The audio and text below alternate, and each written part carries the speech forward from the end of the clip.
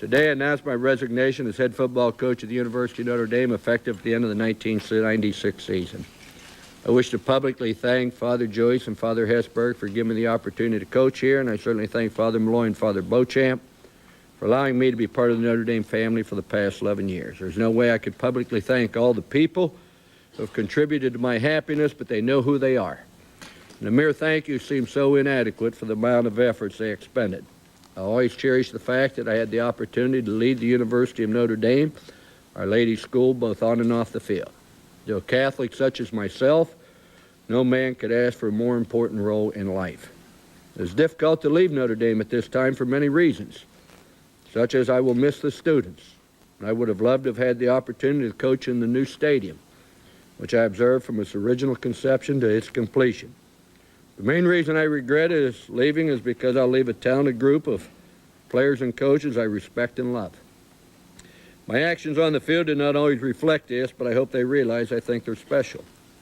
One of the positive aspects of leaving Notre Dame to present time is I think I'm leaving a solid program and a talented team that will give a new coach a chance to win, and I want to reiterate, a chance. We're leaving a healthy football program, and I base that on several things: 2,500 people at the luncheon weekly, the capacity crowds for the pep rally, the enlargement of the stadium, the NBC contract, the fact that 88% of our games, including every one in the last 5 years, been on national television, the academic success of our players, the integrity and honesty of our program, the caliber of people we have on the team, the 9-year streak of playing in a January 1 bowl despite playing 43% of our games against nationally ranked opponents. However, these accomplishments are pale compared to the advancements this university has made academically and financially, along with the vigorous building expansion, the cosmetic enhancement of the campus grounds, and numerous other positive developments. I'll be proud to someday tell my grandchildren I served under Father Hesburgh and Father Joyce, as well as Father Malloy and Father Beauchamp. I do not know who will replace me, but I hope it is one of my able assistants. If not, I hope the new coach will give serious consideration to retaining our assistant coaches, as they are a special group of people. Any school would be wise to consider them for any vacant head coaching positions presently open. I feel confident you will hear great things about these coaches in the future. I have no desire to become the all-time winningest coach at Notre Dame. The record belongs to Newt Rockne or some other coach in the future. I'm comfortable leaving here with his record intact, and just to have had the same opportunity to occupy the same position as Leahy, Rockne, Parsegian, and others is reward enough for me. When I was hired, I said I didn't come here to become a legend, but merely to serve Notre Dame. This I've always tried to do. It's up to others to ascertain whether I accomplished this or not. I'm sure there'll be many coaches in the future here at Notre Dame, but I feel confident when I say none will be any prouder than I was to represent this university, or more loyal to its beliefs, or more grateful for the opportunity. I cannot honestly give you a reason for my resignation, except to say I feel it's the right thing to do. People will say there has to be more to it than this, but believe me, there isn't. I have absolutely no plans for the future. My health, to my knowledge, is good. I feel as much enthusiasm for life as I did when I became a head coach at the age of 32. What I will do in the future will be dependent upon the opportunities available to me. But to present times, I have no options, nor do I anticipate any. My only concern is to do everything possible to help our team win their last 2 games and hopefully a bowl game, to help our staff further their coaching careers, and to assist the new coach in every way possible to make the transition as smooth and productive as possible. Then and only then will I look for a job. If I do retire, it will be because I couldn't find a job. This will be a joyous day for many, emotional for a few, inconsequential to some, but to a small group, including me, it's a sad day. But I feel it's the right thing to do. I've prayed on my decision, so I will not question it. In closing, I thank the University of Notre Dame, the players, the coaches, the clergy, students, faculty, fans, Subway alumni, and others for their support, and more emphatically for their prayers. They can rest assured God has answered them. Legendary figures: Rockne, Leahy,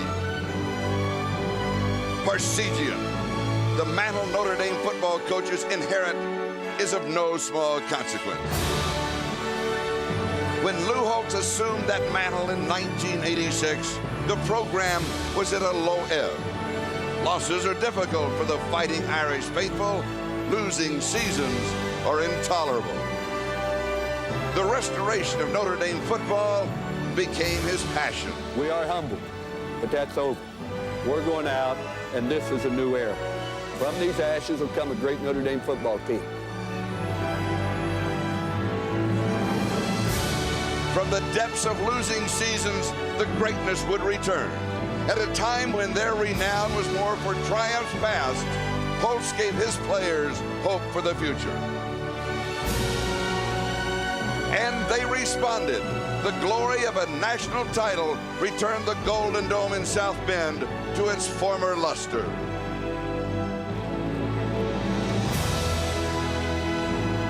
And now Lou Holtz has decided to move on. Where does he belong in the history of Fighting Irish greats? That debate will rage on for years. But this much can be said. Lou Holtz restored the program's name. He woke up the echoes. And today, going for his 100th win, he will lead his team onto the hallowed ground at Notre Dame Stadium for the final time. Here at Notre Dame, they call it Lou's Overture. At the end of the third quarter, the thumb and the index finger, the letter L.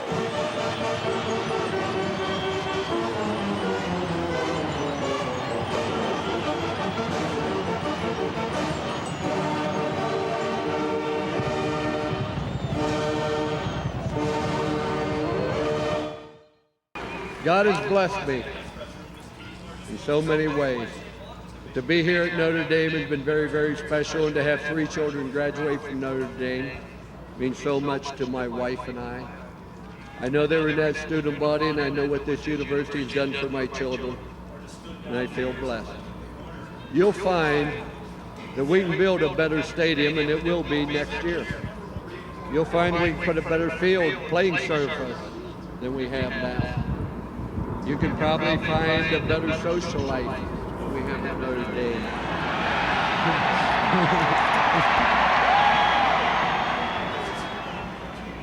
You'll find better coaches. You'll find better food. But you will not find anything, no school, that you can improve on its morals, its purpose, and its belief. And that's why I've been blessed to be here. God has been good to me. And I say this to you. You are Notre Dame. Where you go, you're a Golden Dome. We're going to have a new coach. We're going to have a great team. I will be with you. I can only say thank you from the bottom of my heart.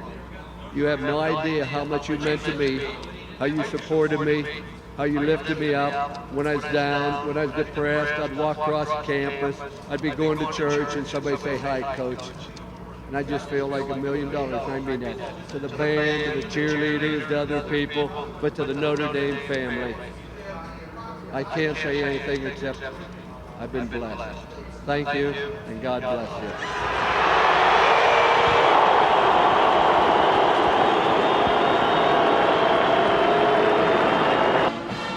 But he walks out off of the field for the last time in this stadium, the last time that we will see it in this configuration. And he walks away after winning his 100th game as the head coach here at Notre Dame.